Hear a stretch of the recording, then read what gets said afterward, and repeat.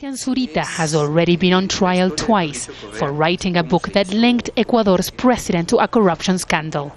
He says what's happening to him is an example of the serious threats that journalists face in Ecuador. I understand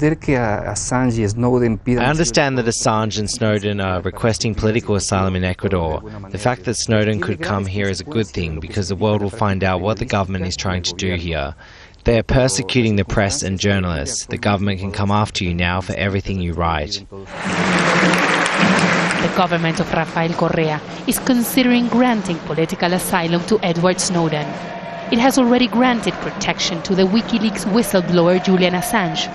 For many, an attempt by Correa to portray himself as a defendant of civil liberties after being attacked at home of doing the opposite. Analysts say that Correa is using both cases as an example of the little influence that the United States has in Ecuador these days.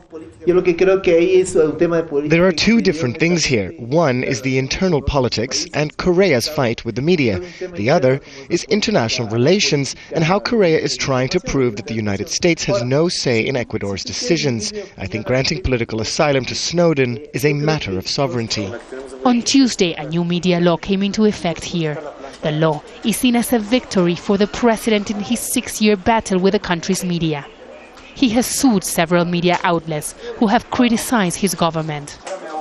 The new media law has been a very divisive issue in this country. Those who criticize it say that it is a direct attack against freedom of speech and that it will increase the government's control over media outlets. But those who defend it say that it is a very important step towards a more balanced media.